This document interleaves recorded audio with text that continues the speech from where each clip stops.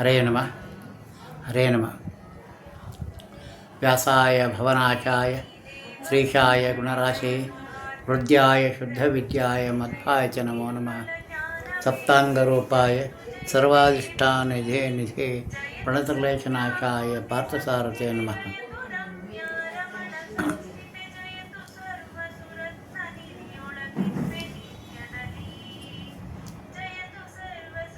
ಪೂಜ್ಯಾಯ ರಾಘವೇಂದ್ರಾಯ ಸತ್ಯಧರ್ಮರತಾಯ ಚ ಭಜತಾಂ ಕಲ್ಪವೃಕ್ಷಾಯ ಮಮತಾಂ ಕಾಮಧೇನವೇ. ಅಜ್ಞಾನತಿಮಿರಚ್ಛೇದಂ ಬುದ್ಧಿಸಂಪತ್ಪ್ರದಾಯಕಂ ವಿಜ್ಞಾನವಿಮಲಂ ಶಾಂತಂ ವಿಜಾಖ್ಯಗುರುಮಯೇ. ಸಿದ್ಧಸಾಧನವಿಧಬಿಂಬಕಾಂಬೋದಿಕೆ ಪದ್ಮವಲ್ಲಭನಮ್ಮ ವಿಜಯ ವಿಠ್ಠಲ ಬಲಿಪ. ಹರೇ ನಮಃ. ಹರೇ ನಮಃ. ಪರಮಾತ್ಮನ ಹೊಲಿಸ್ಕೊಳ್ಳೋಕ್ಕೆ ವಿಶೇಷ ಅನುಗ್ರಹ ನಾವೇನಪ್ಪ ಅಂದ್ರೆ ಪ್ರಯತ್ನ ಪಡಬೇಕು.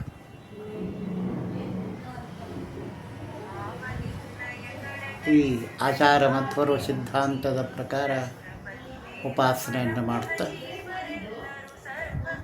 ಮಹಾಲಕ್ಷ್ಮಿಯೇ ಪರಮಾತ್ಮನ ಸರ್ವಾಂಗಭೂಷಿತಳಾಗಿ ಛತ್ರಚಾಮರ ವ್ಯಜನ ಪರ್ಯಂತ ಹಾಸಿಯಾಗಿ ರಮಾತಲ್ಪರೂಪದಿಂದಿದ್ದು ಪೀತಾಂಬರಧಾರಿಯಾಗಿ ಶಂಖ ಚಕ್ರ ಗದಾ ಪದ್ಮದಳಾಗಿ ತಾನೇ ಆಗಿ ಏನಪ್ಪಂದರೆ ಪ್ರತಿಯೊಂದು ಸೇವೆಯನ್ನು ತಾನೇ ಮಾಡ್ತಕ್ಕಂಥ ಶ್ರೀ ಗೌರಿ ಮಹಾಲಕ್ಷ್ಮಿ ಉಪಾಸನೆಯನ್ನು ನಮ್ಮ ಗುರು ಜಗನ್ನಾಥರಾಯರು ವಿಶೇಷವಾಗಿ ಹೇಳಿದ್ದಾರೆ. ಇವತ್ತಿನ ಎಪಿಸೋಡ್ ಏನಪ್ಪ ಅಂದರೆ 8ನೇ ಭಾಗ. ನಿನ್ನೆ 7 ಆಗಿತ್ತು, ಇವತ್ತು 8ನೇ ಭಾಗ. ಸಮಸ್ತ ಆಧ್ಯಾತ್ಮಿಕ ಬಂಧುಗಳಲ್ಲಿ ಒಂದು ಪ್ರಾರ್ಥನೆ, ಈ ಲಕ್ಷ್ಮೀ ಹೃದಯದ ನನ್ನ ಗೋಪಾಲದಾಸರು ಕ್ರೆಡಿಟ್ ಎಂಬ ಚಾನಲನ್ನು ಸಬ್ಸ್ಕ್ರೈಬ್ ಮಾಡಿಬಿಟ್ಟು ಲೈಕ್ ಮಾಡಿರಿ ಅಂತ ಪ್ರಾರ್ಥನೆ. ನಿನ್ನೆ ಕನಕ ಮುದ್ರಿಕೆ ಪೂರ್ಣ ಕಲಶವ ಎನಿಗೆ ಅರ್ಪಿಸು ಜನ್ಮ ಜನ್ಮದಿ ಅಂತ.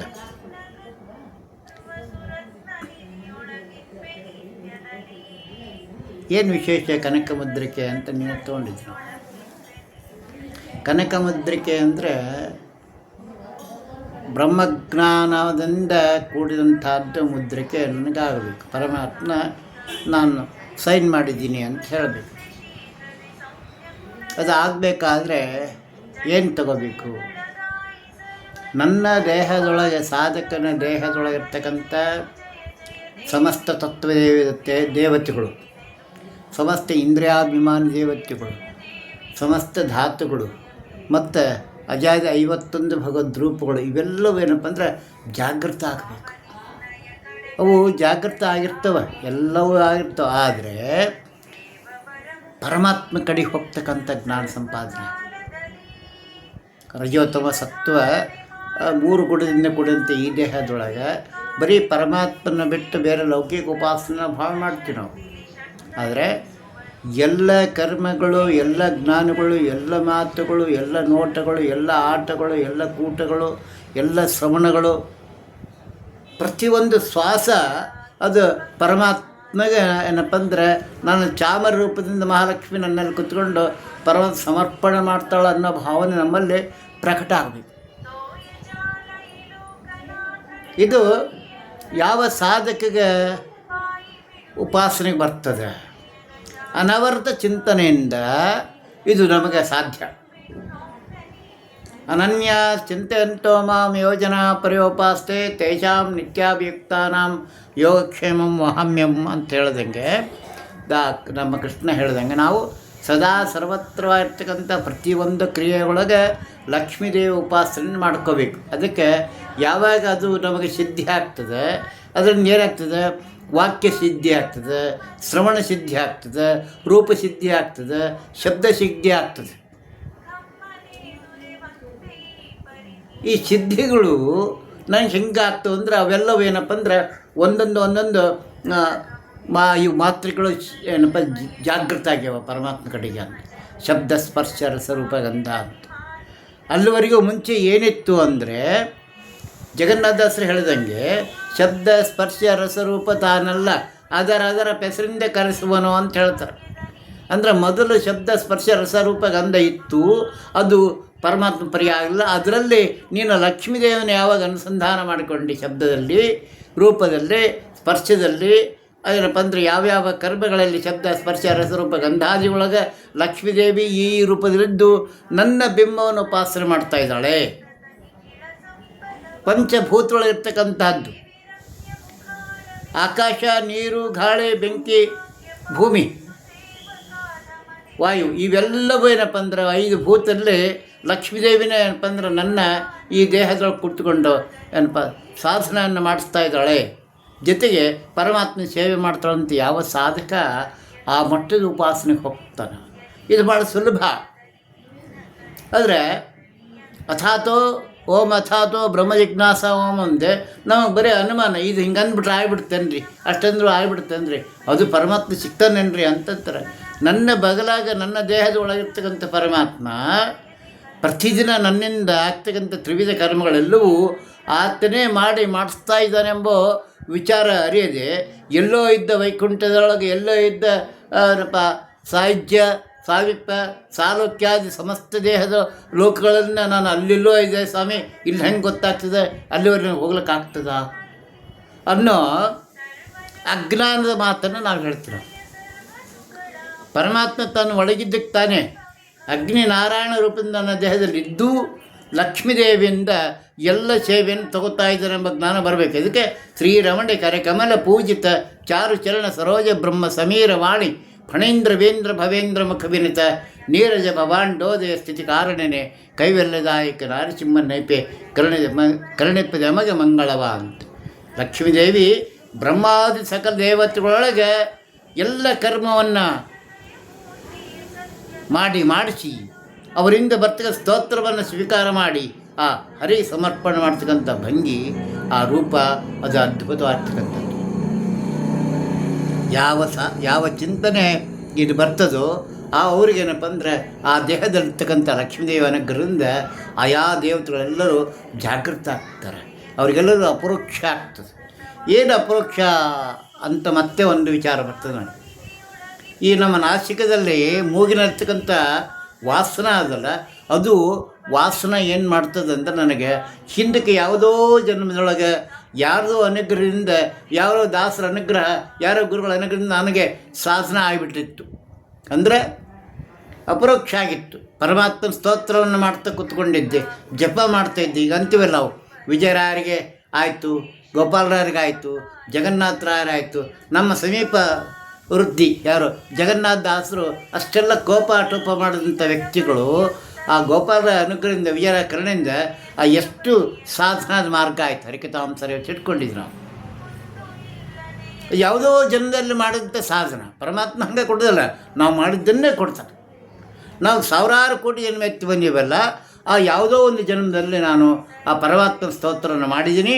ಆ ಸ್ತೋತ್ರದ ರೂಪ ಚಿಂತನೆಯನ್ನು ನನಗೆ ಕೊಟ್ಟಿದ್ದಾನೆ. ಅದು ಜಾಗೃತ ಆಗಬೇಕು. ಆ ಜಾಗೃತ ಆಗಬೇಕಾದ್ರೆ ನನಗೆ ಈ ಲಕ್ಷ್ಮಿಯ ಉಪಾಸನೆ ಬಹಳ ವಿಶೇಷವಾಗಿರ್ತಕ್ಕಂಥ ರೂಪ ಚಿಂತನೆ ಗೊತ್ತಾಗ್ತದೆ. ಎಲ್ಲಿವರೆಗೂ ನನಗೆ ಈ ಗುಣ ಬರೋದಲ್ಲ, ಅಲ್ಲಿವರೆಗೂ ನನಗೆ ಪರಮಾತ್ಮ ಮಹಿಮೆಯನ್ನು ಕೊಂಡಾಡೋಕ್ಕಾಗೋದಿಲ್ಲ. ನನಗೆ ಆಯು, ಆರೋಗ್ಯ, ಐಶ್ವರ್ಯ ಇವು 3 ನಾರಾಯಣ ಭಜಕರಿಗೆ ಭಾಳ ಏನಪ್ಪ ಅಂದ್ರೆ ವಿಶೇಷವಾಗಿರ್ತಕ್ಕಂಥ. ಆಯುಷು, ಆರೋಗ್ಯ, ಏನಪ್ಪ ಅಂದ್ರೆ ಆಯು, ಆರೋಗ್ಯ, ಐಶ್ವರ್ಯ, ಸಂಪತ್ತು. ಸಂಪತ್ತು 2, ಒಂದು ಲೌಕಿಕ ಸಂಪತ್ತು, ಇನ್ನೊಂದು ಪಾರಮಾರ್ಥಿಕ ಸಂಪತ್ತು. ಲೌಕಿಕ ಸಂಪತ್ತನ್ನು ನಾನು ಏನಪ್ಪ ಅಂದ್ರೆ ಚಿಂತನೆ ಮಾಡ್ಕೋತೀನಿ, ಸಿಗ್ತದೆ, ಅದಕ್ಕೆ ಭಯಂಕರ ಕಷ್ಟಪಟ್ಟು ತೊಗೋಬೇಕು ನಾನು. ಆದರೆ ಪಾರಮಾರ್ಥಿಕ ಸಂಪತ್ತಿಗೆ ನಾನೇನಪ್ಪ ಅಂದ್ರೆ ಕಷ್ಟ ಅಂತ ಬಿಟ್ಟುಬಿಡ್ತೀನಿ. ನಾವು ಮಾಡೋ ಅಜ್ಞಾನ ಕರ್ಮ ಇಲ್ಲದೆ ಮಹಾಲಕ್ಷ್ಮಿ ಪ್ರಾರ್ಥನೆ ಮಾಡೋಕ್ಕಮ್ಮ, ಈ ಸಂಪತ್ತು ನಾನು ಯಾವುದೋ ಜನ್ಮ ಪುಣ್ಯ ಸಂಪಾದನೆ ಮಾಡಿದ್ರೆ ಕೊಡ್ತೀಯ, ಆದರೆ ನಾನು ನಿನ್ನಲ್ಲೊಂದು ಪ್ರಾರ್ಥನೆ ಅಮ್ಮ, ನನಗೆ ಆ ಶ್ರೀಹರಿಯ, ಆ ಶ್ರೀನಿವಾಸನ, ಆ ರಾಮಚಂದ್ರ ದೇವರ, ಆ ಕೃಷ್ಣನ, ಆ ಬುದ್ಧನ, ಆ ಕಲ್ಕಿಯ, ಆ ಮತ್ಸ್ಯನ, ಆ ಕೂರ್ಮನ, ವರಾಹನ, ನಾರಸಿಂಹನ, ಏನಪ್ಪ ಅಂದ್ರೆ ಪರಶುರಾಮನ ವಿಶೇಷ ಸ್ತೋತ್ರ ಮಾಡ್ತಕ್ಕಂತಹ ಬುದ್ಧಿಯನ್ನು, ಜ್ಞಾನವನ್ನು ನನಗೆ ನೀನು ಕರುಣಿಸಬೇಕು. ನೀನು ಆ ಎಲ್ಲ ರೂಪಗಳನ್ನು ಪಕ್ಕದಲ್ಲಿ ನಿಂತು ಹರಿಯನ್ನು ನೋಡ್ತಾ ಇದೆಯಾ? ಯಾವುದೋ ಒಂದು ರೂಪದಲ್ಲಿದ್ದಾಗ ನನ್ನ ಸ್ಮರಣೆ ಮಾಡ್ಕೊ, ನನ್ನ ಕೂಗನ್ನು ಹೇಳು, ಸ್ವಾಮಿ ನನ್ನ ಕಂದ ಹಿಂಗೆ ಕೇಳ್ತಾ ಇದ್ದಾನೆ, ನಿನ್ನ ಮತ್ಸ್ಯ ರೂಪ ಕೇಳ್ತಾ ಇದ್ದಾನೆ, ನಿನ್ನ ಕೂರ್ಮ ರೂಪ ಕೇಳ್ತಾ ಇದ್ದಾನೆ, ನಿನ್ನ ವರಾಹ ರೂಪ ಕೇಳ್ತಾ ಇದ್ದಾನೆ, ಯಾವುದಾದ್ರೂ ಒಂದು ರೂಪ ನನಗೆ ತೋರಿಸು ಅಂತ ಕೇಳ್ತಾನೆ. ಅನುಗ್ರಹ ಮಾಡು ಅಂತ ನೀವು ಒಂದು ಸಲ ಹೇಳಿಬಿಟ್ರೆ ಹರೇ ನನಗೆಲ್ಲ ತೋರಿಸ್ತಾ ಇದೆ, ಪ್ರತಿಯೊಂದು ರೂಪ. ಒಂದು ಸಲ ಆತ ನೋಡಿದರೆ ನನಗೆ 3 ಋಣ ಹೋಗ್ಬಿಡ್ತಾವೆ. ದೇವಋಣ, ಋಷಿಋಣ, ಪಿತೃಣ 3 ಋಣಗಳು ಹೋಗ್ಬಿಡ್ತಾವೆ. ಇದು ನಮಗೆ ವಿಶೇಷವಾಗಿರ್ತಕ್ಕಂಥ ರೂಪ ಮಹಾಲಕ್ಷ್ಮಿಯಲ್ಲಿ ಪ್ರಾಪ್ತ. ನಮಗೆ ಆ ರೂಪ ಬರಬೇಕು ಅಂದರೆ ಲಕ್ಷ್ಮೀದೆ ಎಲ್ಲನೂ ಮರೆ ಹೋಗ್ಬೇಕು. ಅದಕ್ಕೆ ಏನು ಹೇಳ್ತಾರೆ ದಾಸರಾಯರು, ಕನಕ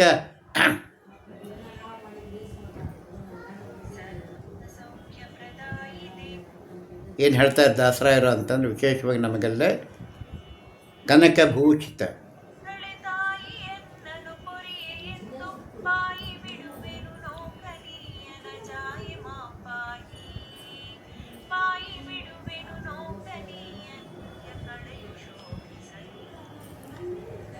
ಜನನಿಯನ್ನ ಅಜ್ಞಾನ ತಿಮಿರವ ತರದು ಕ್ಷಿಪ್ರದಿ ಹರಿಸು ಲಕ್ಷ್ಮಿಯು ಸರಕು ಮಾಡಿ ತರೆದು ಓಡಿಸು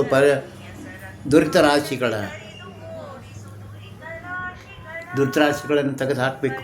ಯಾರು? ಮಹಾಲಕ್ಷ್ಮಿ ತೆಗಿಬೇಕು. ದುರ್ಗಾ ರೂಪದಿಂದಿದ್ದು ನನ್ನ ಅಜ್ಞಾನವನ್ನು ತೆಗಿಬೇಕು. ಸ್ತ್ರೀ ರೂಪದಲ್ಲಿದ್ದು ಆ ಜ್ಞಾನವನ್ನು ಕೊಡಬೇಕು. ಯಾರು? ಮನಸ್ಸಿಗೆ. ನಿನ್ನ ಗುಣಗಳನ್ನು, ನಿನ್ನ ಕ್ರಿಯೆಗಳನ್ನು, ನಿನ್ನ ಏನಪ್ಪ ಅಂದರೆ ಕರ್ಮಗಳನ್ನು, ನಿನ್ನ ಉಪಾಸನೆ ಮಾಡ್ತಕ್ಕಂಥ ಭಾಗ್ಯವನ್ನು ನನಗೆ ಕರುಣಿಸುವಂಥ ಆ ಜ್ಞಾನವನ್ನು ಲಕ್ಷ್ಮೀದೇವಿ ಮನಸ್ಸನ್ನು ಕೂತ್ಕೊಂಡು ಪ್ರಾರ್ಥನೆ ಮಾಡೋದು. ಪ್ರತಿ ಜೀವನದಲ್ಲಿಂತೂ ಈ ಕರ್ಮವನ್ನು ಮಾಡ್ತಾಯಿದ್ದಾಳೆ ಮಹಾಲಕ್ಷ್ಮಿ. ಅದಕ್ಕೆ ಶ್ರೀ ಭೂದುರ್ಗಾ ಅಂತ ಹೇಳ್ತೀವಿ ನಾವು. ಚಕ್ರಾಬ್ಜ ಮಂಡಲದೊಳಗೆ ಗುಣಿ ಅಂತ ಅಂದ್ರೆ ಪರಮಾತ್ಮನ ಆನಂದಕ್ಕೆ ತ್ರಿಕೋಣ ಮಂಡಲ ಮಧ್ಯದಲ್ಲಿರ್ತಕ್ಕಂಥ ರೂಪ ಗುಣಿ. ಮೇಲೆ ಜ್ಞಾನ, ಮನಸ್ಸಿಗೆ ಇಚ್ಛಾ, ಕ್ರಿಯಕ್ಕೆ ಏನಪ್ಪ ಅಂದ್ರೆ ಭೂದೇವಿ. ಅಂದ್ರೆ ಇಲ್ಲಿ ವಿಶೇಷವಾಗಿ ಹೇಳಬೇಕಂದ್ರೆ ಸ್ಥೂಲ ಶರೀರಕ್ಕೆ ಏನಪ್ಪ ಇದು ಭೂದೇವಿ ಆಗ್ತಾಳೆ, ಮನಸ್ಸಿಗೆ ಏನಪ್ಪ ಅಂದ್ರೆ ಶ್ರೀದೇವಿ ಆಗ್ತಾಳೆ, ಬುದ್ಧಿಗೆ ಏನಪ್ಪ ಅಂದ್ರೆ ದುರ್ಗಾದೇವಿ ಆಗ್ತಾಳೆ. ಈ ಕಾಯ ವಾಚ ಮನಸ್ಸು 3 ರೂಪದಿಂದ ಆಗ್ತಕ್ಕಂಥ ಸಮಸ್ತ ತ್ರಿಕರಣಪೂರ್ವಕ ಕರ್ಮಗಳು ಆ ಲಕ್ಷ್ಮೀದೇವಿಗೆ ಅನುಗ್ರಹದಿಂದ ಆದರೂ ಮಾತ್ರ ಆಗ್ತಾ ಹೊರತು ಇಲ್ಲದಿದ್ದರೆ ಆಗೋದಿಲ್ಲ. ಈ ಜ್ಞಾನ ನಮಗೆ ಎಷ್ಟು ಉಪಾಸನೆ ಮಾಡ್ಲಿಕ್ಕೆ ಪ್ರಯತ್ನ ಪಡ್ತೀವೋ ಅಷ್ಟು ತೀವ್ರಗತಿಯಿಂದ ನಮಗೇನಪ್ಪ ಅಂದ್ರೆ ಆ ತಾಯಿ ಅನುಗ್ರಹ ಮಾಡ್ತಾರೆ. ಇದು ಎಲ್ಲಿವರೆಗೆ ನನಗೆ ಬರೋದಿಲ್ಲ ಅಲ್ಲಿವರೆಗೆ ಏನಪ್ಪ ಅಂದ್ರೆ ನನಗೆ ಈ ಜ್ಞಾನ ಸಂಪತ್ತು ಸಿಗೋದೇ ಇಲ್ಲ.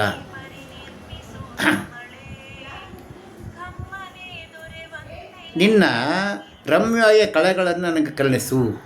ಅಗಮ್ಯವಾಗಿರ್ತಕ್ಕಂಥ ನಿನ್ನ ಕನಸಲಾದರೂ ಭಾಗ್ಯ ಏನನ್ನು ಎನಿಸಬಾರದು ಎನ್ನಲೋಕದೆ ಎನಿಸ ಭಾಗ್ಯದ ನಿಸೆ ಪರಿಪರಿ ಉಣಿಸು ಸುಖ ಫಲಭ. ಕನಕ ಮುದ್ರಿಕೆ ಕೊಟ್ಟ ನಂತರ ಏನಾಗ್ತದೆ ಅಂದರೆ ನನಗೆ ಬರ್ತಕ್ಕಂಥದ್ದು ಕನಸಲಾದರೂ ಭಾಗ್ಯ ಏನು, ನನ್ನ ಸ್ವಪ್ನದೊಳಗೂ ಏನಪ್ಪ ಭಾಗ್ಯಹೀನ ಆಗಬಾರ್ದು. ಸುಧಾಮ ಇದನ್ನೇ ಬೇಡಿದ್ದು. ತುಂಬ ಮಕ್ಕಳು, ಸಂಪತ್ತು, ಲೌಕಿಕ ಸಂಪತ್ತು ಅದು ಕೇಳಿಲ್ಲ. ಮನಸ್ಸಿನಲ್ಲೂ ವಿಶೇಷ. ನಿಮಗೊಂದು ಉದಾಹರಣೆ ಹೇಳೋಕ್ಕಾಗ್ತದಂದ್ರೆ, ಕನಸಿನಲ್ಲೂ ಸಹಿತ ಅರ್ಜುನ ಮತ್ತು ಕೃಷ್ಣ ಒಂದು ಸಲ ಏನಾಗ್ತದೆ, ನಾರದಲ್ಲಿ ಕೇಳ್ತಾರೆ, ಅಲ್ಲಪ್ಪ ನಿನ್ನ ತಂಗಿಯನ್ನು ಕೊಟ್ಟಿದೆ ಅಂತೇಳಿ ಅರ್ಜುನ ಮೇಲೆ ಅಷ್ಟು ಮಮತಾನೆ ನಿನಗೆ? ಕೃಷ್ಣ ಇಲ್ಲ, ಇದಕ್ಕೆ ಉತ್ತರ ಆಮೇಲೆ ಹೇಳ್ತೀನಿ ಅಂದ. ಒಂದಿನ ಸಾಯಂಕಾಲ ಅಡವಿಗೆ ಬಂದಿರ್ತಾರೆ. ಅಲ್ಲಿ ಕೃಷ್ಣಗೆ ಕುತ್ಕೊಂಡು ಅರ್ಜುನ ಹೇಳ್ತಾನೆ ಕೃಷ್ಣನ ತಡೆ ಮೇಲೆ ಅರ್ಜುನ ಮಲ್ಕೊಂಡಿರ್ತಾನೆ. ಅವಾಗ ನಾರದರು ಬರ್ತಾರಲ್ಲ, ಏನಪ್ಪ ನೀನು ಬರೇ ಸ್ತೋತ್ರಲ್ಲ ಅದನ್ನ ತಡೆ ಮೇಲೆ ಹಾಕೊಂಡು ಮಕ್ಕೊಂಡಿಲ್ಲ ಅಂದ್ರೆ ನಾನು ಯಾಕೆ ಮಕ್ಕೋತೀನಿ ಕೇಳು, ಇಲ್ಲಿ ಬಾ ಇತ್ತೆತ್ತ ಬಾ ಸ್ವಲ್ಪ ಕಿವಿಗೊಟ್ಟು ಕೇಳು ಅಂದರೆ ಆ ಮನಸ್ಸಿನೊಳಗೆ ಆ ಅರ್ಜುನನ ನಿದ್ದೆಯೊಳಗೂ ಕೃಷ್ಣ ಕೃಷ್ಣ ಕೃಷ್ಣ ಅನ್ನೋ ಶಬ್ದ ಕೇಳ್ತಾರೆ. ಅವಾಗ ನಾರಂತರ, ಪ್ರಭು ನಾನು ಬರೇ ಕೃಷ್ಣ ಅನ್ಕತ್ತ ಹೊರಗಡ್ಡಾಡ್ತೀನಿ, ಇತ್ತು ಕನಸಿನೊಳಗೂ ಸಹಿತ ಏನಪ್ಪ ಅಂದ್ರೆ ನಿನ್ನ ಸ್ಮರಣೆ ಮಾಡ್ತಾ ಇದ್ದಾನೆ. ಇದು ಅಸ್ಥಿಗತ ಮನೋಗತ ಅಸ್ಥಿಗತ ಆಗಬೇಕು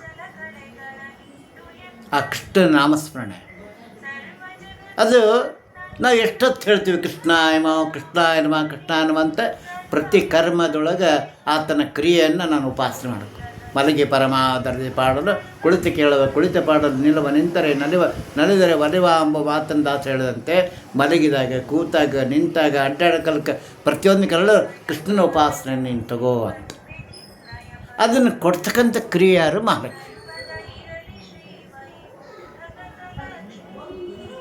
ಇಲ್ಲಿ ಒಂದು ವಿಶೇಷ ಹೇಳಬೇಕಂತಂದರೆ, ಮಹಾಲಕ್ಷ್ಮಿ ಎಲ್ಲೇ ಕೂತು ಕೇಳ್ತಾಳ, ಅಲ್ಲಿ ಪರಮಾತ್ಮ ನಿಂತು ಕೇಳ್ತಾಳೆ. ಏನು ಲಕ್ಷ್ಮಿ ಅಲ್ಲಿ ನಿಂದಿರ್ತಾಳೆ, ಇಲ್ಲೇ ಯಾರೋ ನನ್ನ ಗಂಡನ ಸ್ತೋತ್ರ ಮಾಡ್ತಾ ಇದ್ದಾರೆ ನೋಡಮ್ಮ ಅಂತ ನಿಲ್ತಾಳೆ. ಇದು ಯಾವ ಯಾವ ಯಾವ ಯಾವ ಭಗವದ್ಭಕ್ತರ ಒಳಗಡೆ ಸ್ತೋತ್ರ ಮಾಡೋಕ್ಕೆ ಪ್ರಯತ್ನ ಪಡ್ತಾರೋ ಅವರಿಗೆ ಆಯಾ ಜ್ಞಾನವನ್ನು ಹೆಚ್ಚು ಕೊಟ್ಟು ಪರಮಾತ್ಮನ ಸೇವೆಯನ್ನು ಮಾಡಿಸಿ ಅವರಿಂದ ಏನಪ್ಪ ಅಂದರೆ ಪರಮಾತ್ಮನ ಸಂತೃಪ್ತಿ ಪಡ್ತಕ್ಕಂಥ ಜ್ಞಾನವನ್ನು ಅವ್ರು ಕೊಟ್ಟು ಇನ್ನು ಹೆಚ್ಚಿನ ಆನಂದವನ್ನು ನೀಡಿಸ್ತಕ್ಕಂಥ ಕಾರ್ಯ ಮಾಡ್ತಾ ಇದ್ದಾಳೆ. ಇದಕ್ಕೆ ಯಾವ ಚಿಂತನೆಯನ್ನು ಕೊಡ್ತಾಳಂದರೆ ಕನಸಿನೊಳಗೂ ಸಹಿತ ಏನಪ್ಪ ಪರಮಾತ್ಮ ಸ್ತೋತ್ರವನ್ನು ಮಾಡಿಸ್ತಕ್ಕಂಥ ಕಾರ್ಯ. ಹರಿಕಥಾಂಸಾರ ಏನು ಮಾಡ್ತದೆ ಅಂದರೆ ನನ್ನ ಅಜ್ಞಾನವನ್ನು ಹರಿತದೆ, ಅಜ್ಞಾನ ಹರಿತದೆ. ಇದು ಮಹಾಲಕ್ಷ್ಮಿ ಮಾಡ್ತಕ್ಕಂಥದ್ದು. ಯಾಕೆಂದರೆ ದುರ್ಗಾದೇವಿ ಏನಿದ್ದಾಳೆ ಆ ಅಜ್ಞಾನಕ್ಕೆ ದೈತ್ಯರ ಅಭಿಮಾನಿ ಹಾಕಿ, ಆದರೆ ಜ್ಞಾನಕ್ಕೆ ಉತ್ತಮ ಜ್ಞಾನ ಸುಜಿ ಒಳಗೆ ಅಜ್ಞಾನ. ನನ್ನ ನನ್ನ ಅಜ್ಞಾನವನ್ನು ಹರಿಬೇಕಾದ್ರೆ ಆ ದುರ್ಗಾದೇವಿನ ಬರಬೇಕು. ಅನಂತ ಕೋಟಿ ಜನ್ಮದಲ್ಲಿ ಬಂದಂಥ ಮಲ ಅದು ತುಂಬ ಅದೇ ತುಂಬಿಕೊಂಡಿರ್ತದೆ. ಅದನ್ನು ಮಹಾಲಕ್ಷ್ಮಿ ಎನ್ನುವ ದುರ್ಗಾದೇವಿ ತರಿದು ಅಲ್ಲ ಹರಿಯ ಕಥೆಯನ್ನು ತುಂಬಬೇಕು. ಆಕೆ ಹರಿ ಕಥೆ ತುಂಬಿದಾಗ ಅನಂತ ಕೋಟಿ ಜನ್ಮದಲ್ಲಿ ಬಂದದ್ದು ಅನಂತ ಕೋಟಿ ರೂಪಗಳನ್ನು ಕಂಡಂಥ ಮಹಾಲಕ್ಷ್ಮಿ ನನಗೆ ಒಂದೊಂದು ಗುಣಗಳಲ್ಲಿ ಒಂದೊಂದು ಕ್ರಿಯೆಗಳು ಒಂದೊಂದು ಕಣಕ್ಕೆ ಒಂದೊಂದು ಚಿಂತನೆಯನ್ನು ಕೊಟ್ಟು ನನ್ನನ್ನು ರಕ್ಷಣೆ ಮಾಡ್ತಾ ಇದ್ದಾಳೆ.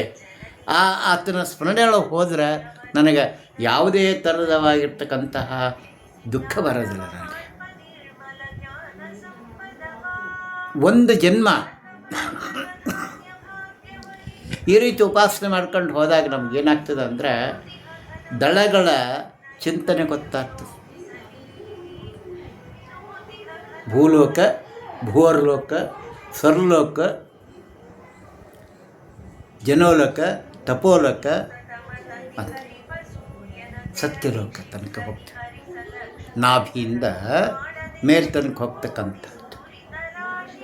ಆ ತುಂದಿ ಒಳಗಿರ್ತಕ್ಕಂಥದ್ದೇನಪ್ಪ ಜಗ ಅದಲ್ಲ, ಅದು ನೀಳನಾಡಿ, ಆ ಸುಷುಮ್ನ ನಾಡಿ ಉಬ್ಬುತ್ತಾ ಇರ್ತದೆ. ಅದರೊಳಗೆ ಲಕ್ಷ್ಮಿಯ ಆಹ್ವಾನ ಹೆಚ್ಚಾಗ್ತದೆ ಒಳಗಡೆ. ಅವಾಗ ಅಲ್ಲೇ ಮೂಲೇಶ ನಾಮಕ ಹರಿ ಏನಪ್ಪ ಅಂದರೆ ಪ್ರಕಟ ಆಗ್ಲಿಕ್ಕೆ ಪ್ರಯತ್ನ ಪಡ್ತಾ ಇದ್ದಾನೆ. ಇದು ಯಾವ ರೀತಿ ಆಗ್ತದೆ ಅಂತಂದರೆ, ಒಂದು ಪಾಟಿನೊಳಗೆ ಒಂದು ಬೀಜ ಹಾಕ್ರಿ, ಅದು ಮಣ್ಣು ಹೊರಗಡೆ ಬೀಜ ಮೊಳಕೆ ಹಾಯಬೇಕಾದ್ರೆ ಆ ಮೊದಲು ಏನಾಗ್ತದೆ, ಭೂಮಿ ಬಿರುಕು ಹುಟ್ಟುತ್ತದೆ. ಭೂಮಿ ಬಿರುಕು ಹುಟ್ಟಿ ಹೆಂಗೆ ಮೇಲೆ ಬರ್ತದೆ ಆಗಿ ಆ ರೀತಿ ಆ ಜ್ಞಾನ ನನ್ನ ಒಳಗಿಂದ ಹೊರಗಡೆ ಪ್ರಕಟ ಆಗ್ತಾ ಒಂದೊಂದು ದಳದಾಗಿರ್ತಕ್ಕಂಥ ರೂಪ ಭೂಲೋಕದ ರೂಪ, ನಾಭಿಮಂಡಲ ಬರ್ತಕ್ಕಂಥ ರೂಪ ಆನಂದ ರೂಪ, ಅಲ್ಲಿ ಬ್ರಹ್ಮಾದಿ ಸಕಲ ದೇವತೆಗಳ ವ್ಯಾಪಾರ, ಈ ಲಕ್ಷ್ಮಿ 6 ರೂಪದಿಂದ ಇರ್ತಕ್ಕಂಥದ್ದು ಆ ರೂಪ, ಅಷ್ಟೇ ದಳದಲ್ಲಿ ಬರ್ತಕ್ಕಂಥ ರೂಪ. ಒಂದು ದಳದ ಚಿಂತನೆಯನ್ನು ನಾನು ಮಾಡಿದ್ರೆ ಅನಂತ ದಳಗಳ ಚಿಂತನೆ ನನಗೆ ತೋರಿಸ್ತಾ ಹೋಗ್ತಾಳೆ ಮಹಾಲಕ್ಷ್ಮಿ. ಇದು ಯಾವಾಗ ನಮಗೆ ಗೋಚರ ಆಗ್ತದೆ ಅಂದರೆ ಆಕೆ ಅನುಗ್ರಹಕ್ಕೆ ನಾನು ಪಾತ್ರ ಆಗಬೇಕು. ನಾವೇನು ಮಾಡ್ತೀವಿ ಅಂದರೆ ಲೌಕಿಕ ತೃಷೆಗೆ ಬಡ್ತಾ ಇರ್ತೀವಿ. ಯಾವುದು ಲೌಕಿಕ? ಅಗ್ನಿ ಒಳಗೆ ಬರ್ತದೆ ಹಸಿವು, ತೃಷೆ, ನೀರಡಿಕೆ ಅಂತ 3 ಬರ್ತದೆ ಅಗ್ನಿಗೆ. ಹಸಿವು ನನಗೆ ಪರಮಾತ್ಮನ ಗುಣಗಳನ್ನು ಧ್ಯಾನ ಮಾಡ್ತಕ್ಕಂಥ ಹಸಿವು ಬರಬೇಕು. ಅದೇ ತೃಷೆ ಅದು ಇನ್ನು ಯಾವ ಗ್ರಂಥ ಪರಮಾತ್ಮ ನೀನು ಯಾರು ಎಲ್ಲಿ ನೋಡಿಯ ನೀನು ಮಾತಾಯಿ ನನಗೆ ಅದು ಕೊಡು ಅಂತ ಪ್ರಾರ್ಥನೆ ಮಾಡ್ಕೊಂತ ಜ್ಞಾನ ಬರಬೇಕು ನನಗಂದರೆ ಆ ಜ್ಞಾನದ ಹಸಿವು ಆ ನೀರಡಿಕೆ ಕುಡಿಬೇಕದು ರಸ. ಪೀಬತ ಭಾಗವತ ಅಂತ ಹೆಂಗಂತಾರೆ ಹಂಗೆ ಪರಮಾತ್ಮನ ಸಮಸ್ತ ರೂಪಗಳ ಗುಣಗಳನ್ನು ನಾನು ಆ ಜ್ಞಾನದ ಕೊಡ್ತಕ್ಕಂಥ ಶಕ್ತಿ ಆ ಲಕ್ಷ್ಮಿ ಏನಪ್ಪ ಅಂದ್ರೆ ಕೊಡ್ತಾಳೆ.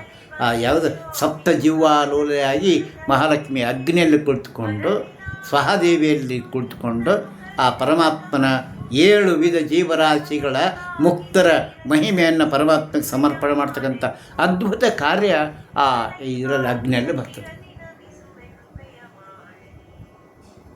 ಯಾರು ಈ ರೀತಿ ಮಹಾಲಕ್ಷ್ಮಿಯನ್ನು ಉಪಾಸನೆ ಮಾಡ್ಕೊಂಡು ಹೋಗ್ತಾರೆ ಅವರಿಗೆ ಈ ದೇಹದ ಒಳಗೇನಪ್ಪ ಅಂದ್ರೆ ಅಪರೋಕ್ಷಕೃತ ಶೀಶ ಸೋಪೇಕ್ಷ ಭಾವಜ ಆಪೇಕ್ಷಿತ ಪರ ಅನ್ನೋ ರಾಘವೇಂದ್ರ ಅನ್ನೋ ವಿದ್ಯತೆ ಅಂತ ಅಂತೀವಲ್ಲ, ಅದು ರಾಘವೇಂದ್ರ ರಾಘವ ಕುಲಕ್ಕೆ ಇಂದ್ರನಾಗಿರ್ತಕ್ಕಂಥ ಶ್ರೀ ಮೂಲರಾಮಚಂದ್ರ ದೇವರು ನನ್ನ ದೇಹದೊಳಗೆ ಪ್ರಕಟ ಆಗಲಿಕ್ಕೆ ಪ್ರಯತ್ನ ಮಾಡ್ತಾರೆ.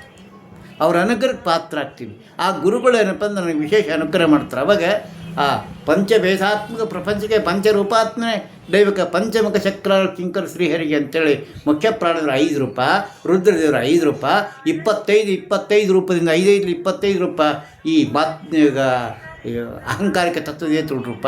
ಇವೆಲ್ಲವೂ ಏನಪ್ಪ ಅಂದ್ರೆ ಆ ಸಂಪೂರ್ಣವಾಗಿ ನನ್ನ ದೇಹ ಮನಸ್ಸೆಲ್ಲವೂ ಏನಾಗ್ತದೆ ಹಸಿರದಿಂದ ತುಂಬಿದಂತಹ ಒಂದು ದೊಡ್ಡ ಕ್ಷೇತ್ರ ಆಗ್ತದೆ. ಆ ರೀತಿ ಮಾಡ್ಕೊಳ್ಳೋಕ್ಕೆ ಲಕ್ಷ್ಮೀದೇವಿಯೇ ಸಾಕ್ಷಿ. ಆಕೆಯ ಅನುಗ್ರಹಕ್ಕೆ ನಾವೆಲ್ಲರೂ ಪಾತ್ರಗೋಣ ಅಂತ ಹೇಳ್ತಾ ಇವತ್ತಿನ 4 ಮಾತುಗಳನ್ನು ಅಸ್ಮದ್ ಭೀಮಮೂರ್ತಂತ್ರ ಸೀತಾಪತಿ ಶ್ರೀ ಮೂಲರಾಮಚಂದ್ರ ದೇವಿ ಸಮರ್ಪಣೋಣ. ಭಾರತೀಯ ರಮಣ ಮುಖ್ಯ ಪ್ರಾಣ ಶ್ರೀ ಕೃಷ್ಣಾರ್ಪಣಮಸ್ತು. ಹರೇ ನಮಃ, ಹರೇ ನಮಃ.